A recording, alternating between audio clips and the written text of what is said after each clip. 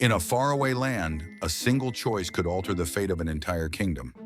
This tale reveals the impact of even the smallest actions. What would you do when faced with a decision that could shape your future? Let's find out. Once upon a time, in a far, far away land, there was a just king who ruled with an iron fist. The king's lands were vast and subjects many. It was said not a wolf could so much as bother a lamb in this land, for fear of the just king, who had no mercy for violations and trespasses. Most of the subjects lived a safe and comfortable life in this idyllic land, but there were a few poor people who needed a helping hand, and a few rotten apples that were not as honest as everyone else. The king never waited for messengers to reach him to report trouble. Every night he went incognito to pace the streets, house by house, to know how his people were really living, in comfort or in desperate need. What would the just king do if he found someone doing a bad deed? He was known to be forgiving on personal matters, but as a king he had laws to uphold, prohibitions to enforce. He had to be unforgiving when someone really crossed the line. In the land of peace and justice, all traders had to be honest. In the marketplace, no one could tip a scale for a little more money. Penalties were severe if a trader were to cheat. In this land of milk and honey, cheating with either was a capital crime. The king had to be sure all the milk was pure and clean. That's why in his midnight tour of the city, he had to stop and watch when he saw a mother and a daughter arguing fervently over a churn of milk. If the milk was fresh and the churn was clean, what was there to quarrel about? With his minister by his side, the king peeked through the window to find out what the commotion was all about. Why was the milkmaid disrespecting her mother? Why was she shouting, "No, no, mother, that's not right"? Hiding under his hood, the king spared an eye to watch the scene secretly and opened his ear as much as he could. "We just don't have enough milk," the mother said. "If this is all you sell tomorrow, we will be hungry and deprived. There will be scant bread for your infant child." The just king's heart sank, hearing his subjects arguing over their bread and honesty.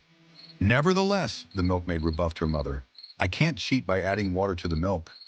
It is prohibited by our just king. Moreover, it is dishonest. How can I cheat our neighbors? How can I feed my child with impure gains? But we are only poor and we are trying to survive," the mother insisted. "Besides, how would anyone know?" With his blood boiling, the king motioned to his minister. "Let us get out of here. I cannot stand to watch." The king feared he had to mete out a harsh punishment right there and then if the milkmaid were tempted by her mother, agreeing to adulter the milk so they can survive another day. But on the other hand, how could the just king let cheated milk reach the market? And the king had to decide what to do with the milkmaid once he found out what she really did after disobeying her mother over a churn of milk.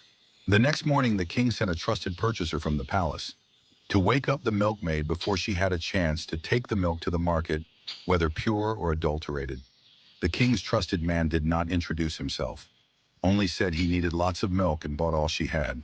Now the king would know what really happened last night. How much water did the milkmaid add to the milk as her mother advised?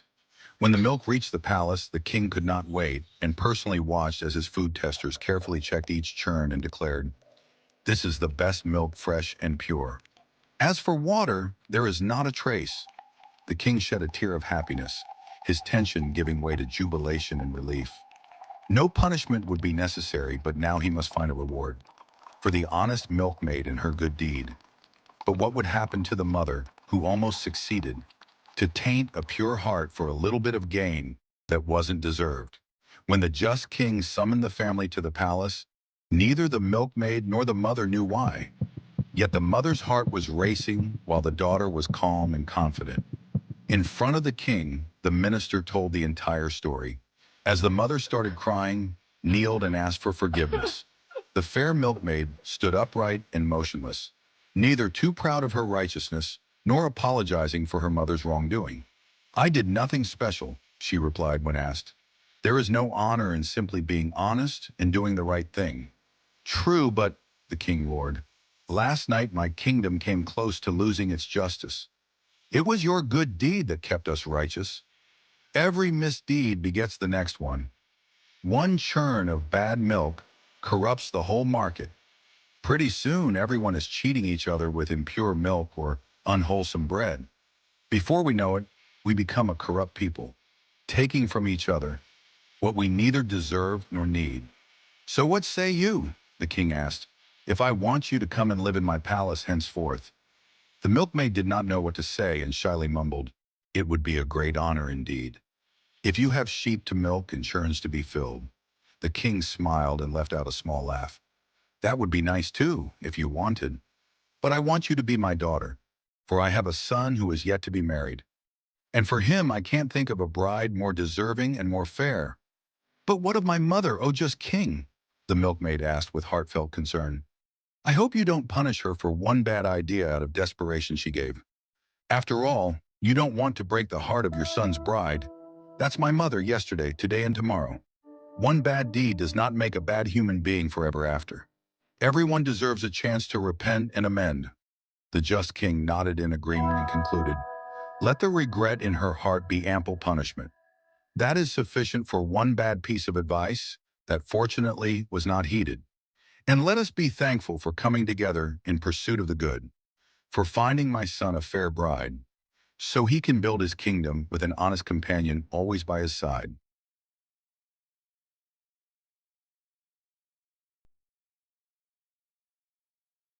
What would you have done in the milkmaid's place?